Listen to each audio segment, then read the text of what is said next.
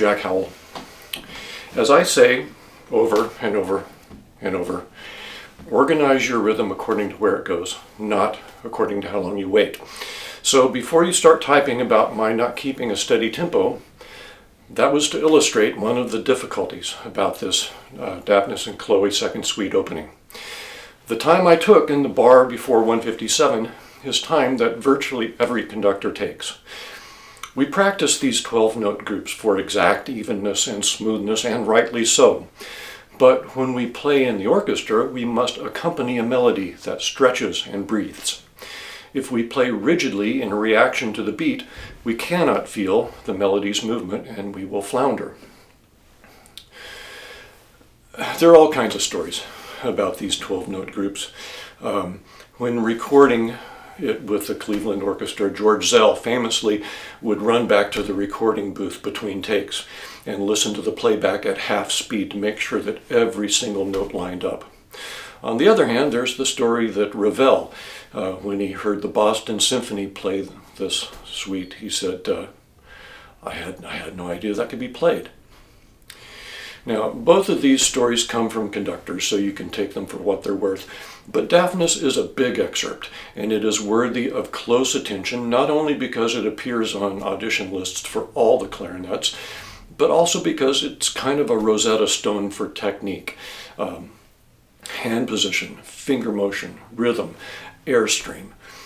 Now, there are players who can just toss it off, but if you're not one of those players, your goal, like mine, is to become one of those players. So let's get to work. What makes this passage hard? I think that there are several answers, so I'm going to approach it from a few different angles. It's going to be too much detail for some, but this video is for those who, for whatever reason, absolutely must play Daphnis really well and are willing to do whatever it takes. If you're just mildly curious, I'm sorry. I'm talking to my fellow maniacs. At this point in my career, I've played all four parts. And if I had to pick, I would say that the hardest part is whichever one you're playing right now. As John Ferrillo said, every instrument is its own special hell. So while each clarinet part has its unique challenges, I'm going to use the bass clarinet part for illustration because that's the one I have to play this week. But I think the concepts transfer pretty well. When you play one of these patterns that repeats for 6 or 8 beats, does it ever happen that the first 3 or 4 go just fine, and then bits start falling off? It's an interesting phenomenon, isn't it? Wouldn't it seem that if you can do it once, you can do it 100 times, regardless of speed? Why does it get harder the longer you play the same pattern? Shouldn't it get easier, if anything?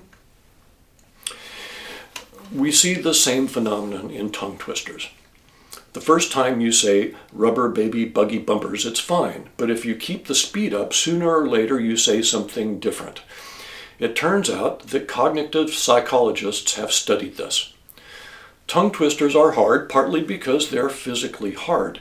We have to pronounce similar phonemes in an unusual order, which is maybe a similar problem to Daphnis. But there's more. The researchers, Golan and Goldrick, if you're in search of a rabbit hole, studied the difference between monolingual and bilingual test subjects saying tongue twisters. They found that bilingual subjects made significantly more errors than monolinguals, and both made the most errors when the tongue twisters were non-words.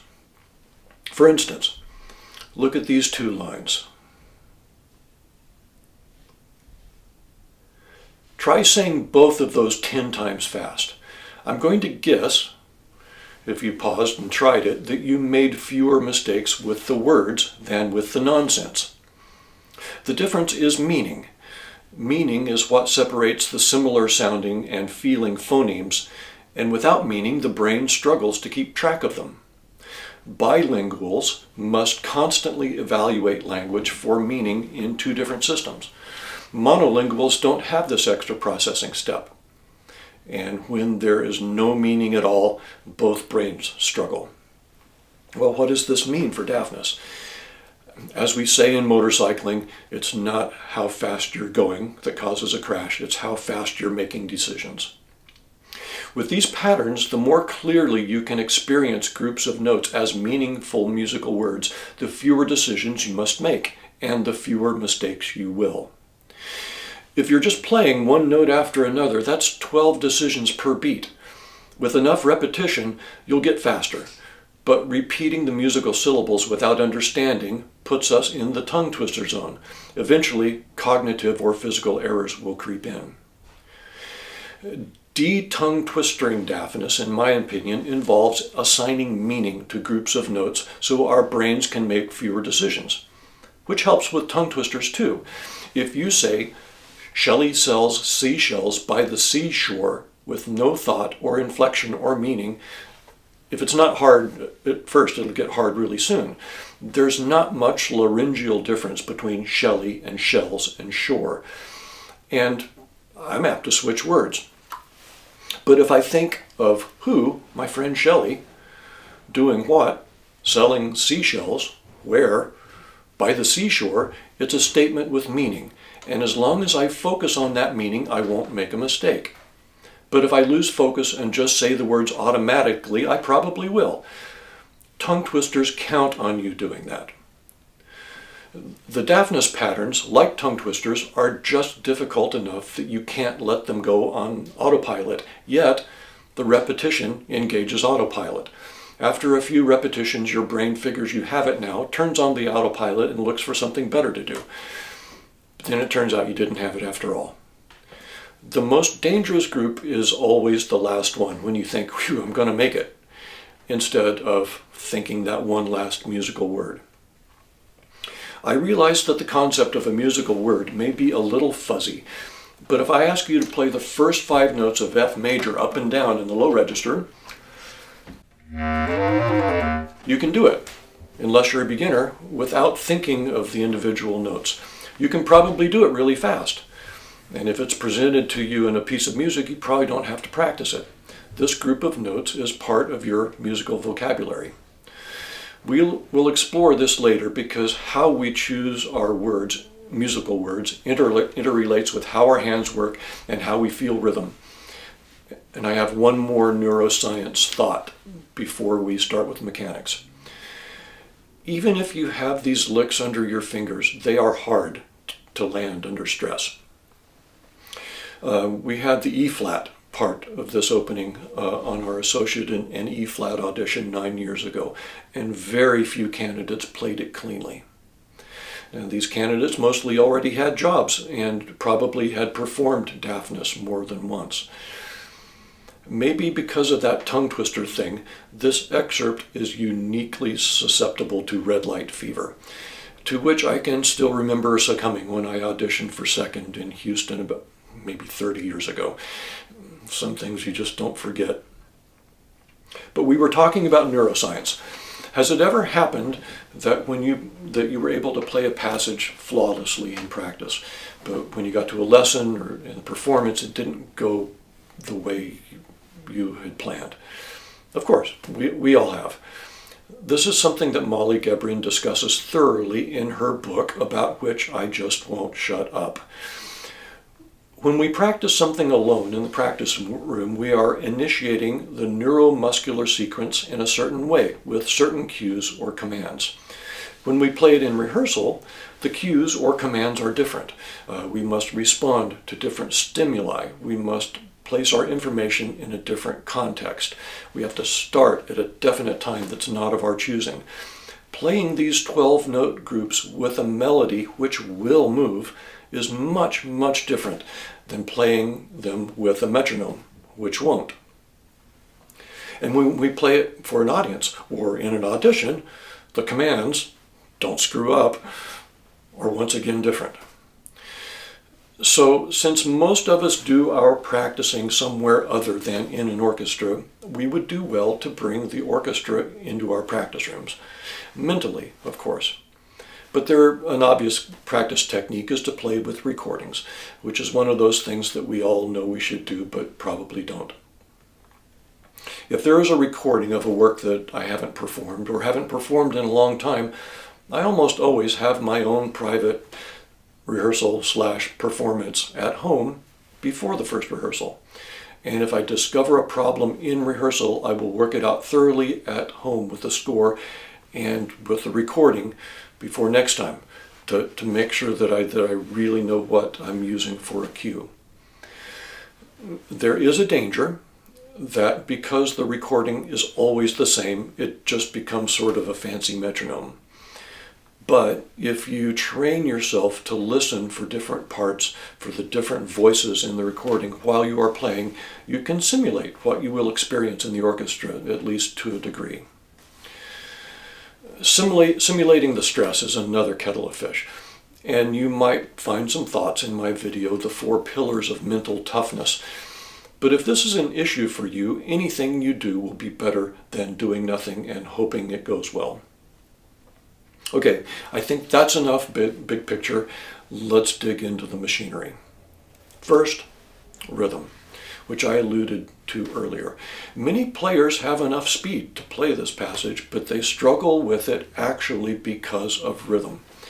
That may seem weird looking at the music because on the face of it there is no rhythm. It's just dozens, literally, of the same note value in a row. But many players, as Robert Marcellus said, play out of rhythm because they have not built rhythm into their hands. And in this music, such players are toast. Left adrift by uneven finger motion in a sea of notes, they struggle to feel the pulse. This uncertainty creates tension, which creates unintended accents, which makes them unable to feel the pulse, which makes them become lost. As I have mentioned in several other videos, when we take a person's pulse, we use the fingertips, not the thumb, because the thumb has a pulse. We can't feel a pulse with a pulse. We have to be still to feel the pulse, to receive it. Trying to even out lumpy fingers by adding subdivisions to the metronome may feel like it's working, but it actually isn't. Emphasis and precision are entirely different things. This is where we realize that rhythm and technique are, in fact, the same thing. So, to build strength in this passage, we must think melodically, in big pulses, while playing rhythmically. We must anticipate and meet arrivals without accenting them. Even if you play the passage perfectly, if you accent every beat, you're probably wrong, and you're probably driving your colleagues nuts. So organize the groups rhythmically as pickups. Feel the underlying melodic motion, sometimes a duplet, sometimes a triplet on the last beat. Work your way back from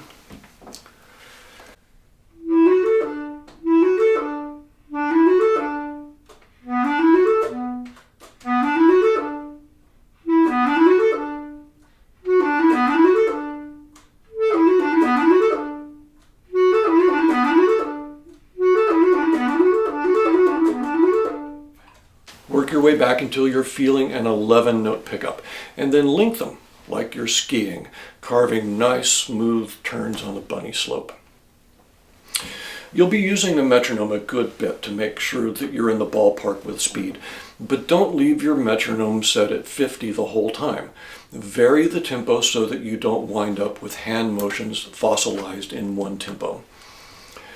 Try the slow, fast ratchet I talked about in Strategies for Speed. Also, Molly Gebrian talks about it in her rhythm chapter. And make sure that you practice with the melody in your head instead of just the metronome all the time. Speaking of tempo, the score is marked quarter equals 50. But George Zell's recording with Cleveland is closer to 60. And whatever tempo you start, the melody tends to pick up speed as it rolls along. If I were auditioning, I would play it at 50. But playing with it in an orchestra, I think you need to be prepared for 60 or even a touch faster. Even if it's quarter note equals 50 in rehearsal, the concert may be faster. People get excited, even conductors. So we all focus on our fingers in this passage, and rightly so. Especially at faster tempo, we must use hand position and finger motion for all it's worth. But if we don't have a smooth, elastic, rhythmic framework, all the speed in the world will just make us play too fast and get lost. I've heard the advice given to practice these 12-note groups in different subdivisions, 6, 4, 3 notes. That can be beneficial so long as the groups always are moving to an arrival, not stacked after the accent. So, keeping that in mind, let's move to our hands. Let's put our hands under the microscope. We will apply the following principle. Your fingers are your tools. Don't leave them where you last used them. Put them where you will need them next. I will be the first to admit that there are woodwind players that have some wild and crazy hands and can play anything. And if you're one of those players, don't mind me. But what I see in many students is a habit of playing one note at a time. They struggle to play the individual notes fast enough, and this struggle creates tension, which creates emphasis, which creates unevenness, and now we have a vicious circle with crazy hands accomplishing nothing. So we need speed. Speed requires precision and relaxation. A tense muscle is a slow muscle. So we work to create a neuromuscular kinetic sequence, and then we let it run faster and faster.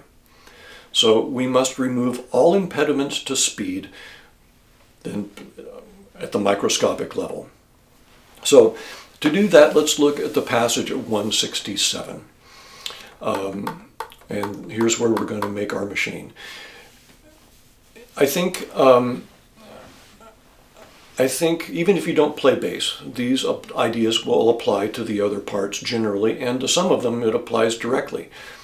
So for my money, this passage and the last passage we play, three bars after 169.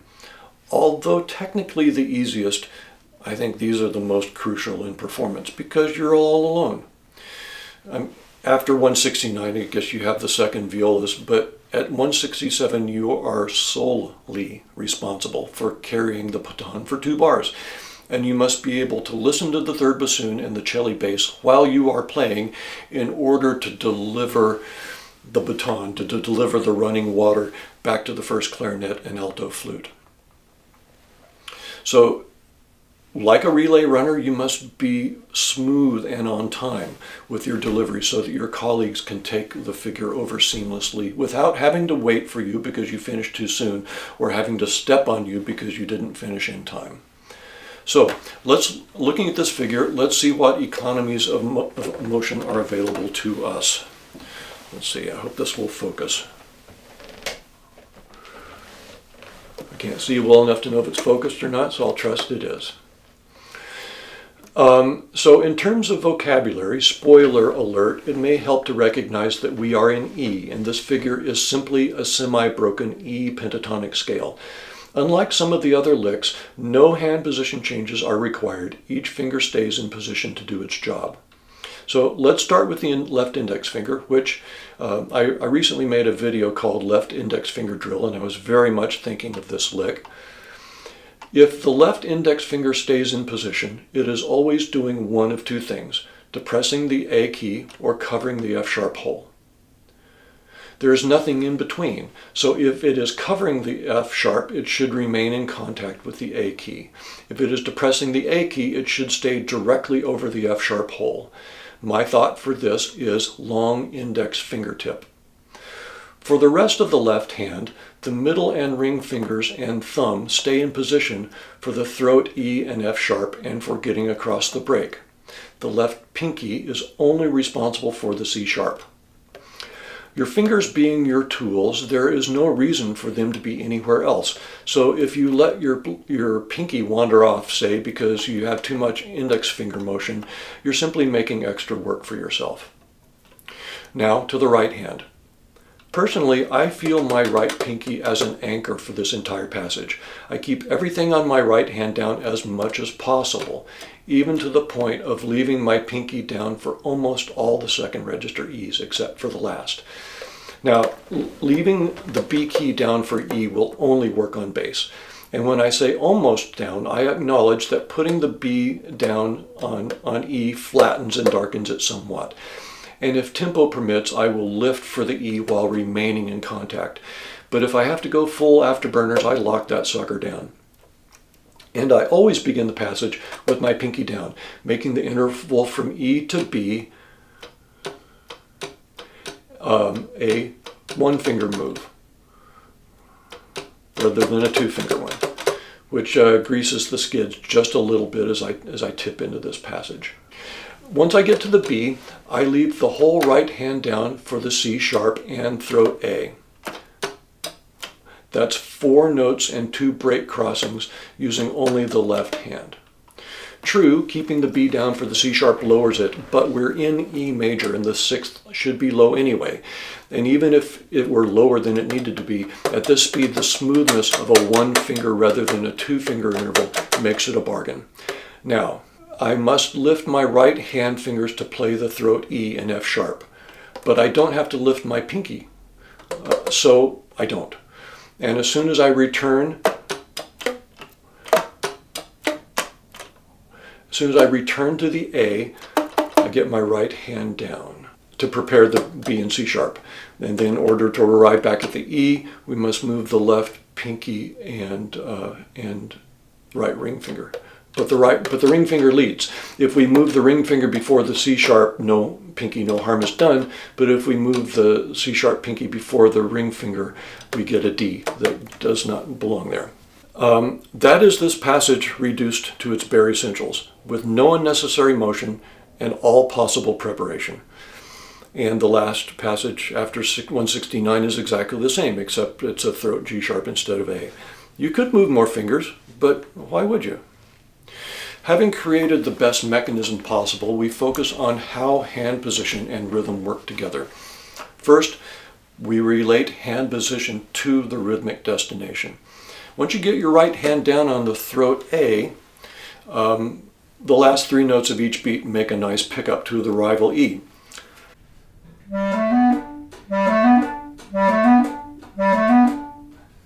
The 4 notes before that, starting on the first F sharp, use only the left thumb and index finger. Those can flow nicely into those 3 notes, those last 3 notes that we just played.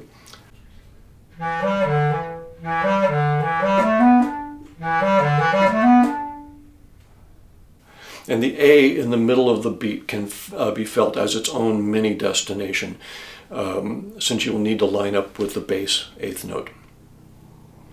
And the previous 4 notes, starting on the B, are all left hand.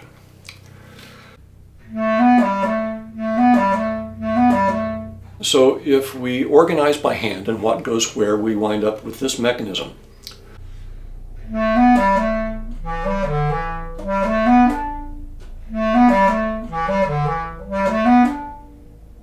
Now we link that up with the rhythm that we talked about earlier. We think melodically and attach musical meaning.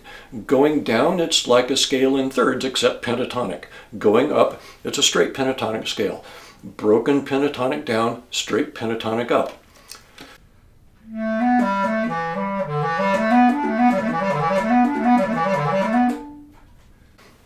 And practice with the melody in your head, not just with the metronome. Practice moving the tempo within the bar with a melody that moves a lot or unexpectedly. You may disagree with my reasoning and my note groupings, and if so, please comment so that we all may learn. But if you have different note groupings, that just means your plan is different from mine, and I think the important part is to have a plan. If you merely play one note after another and repeat it a bunch of times trying to get it faster, you may achieve the desired result. But if you've repeated it a few thousand times and it's still not fast enough or smooth or bulletproof, that may explain why you're still watching. Everyone is different.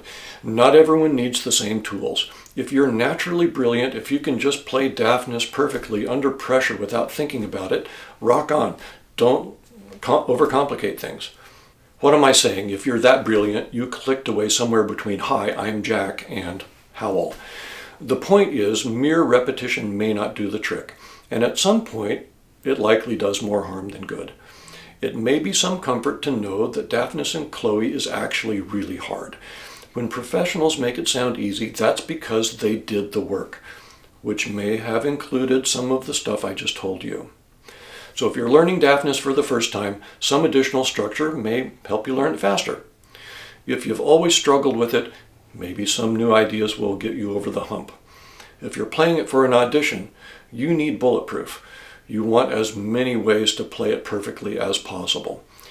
And if you're a professional, you, better than anyone, understand the value of redundant systems. Whatever the case, I hope you found something useful. Thanks for watching.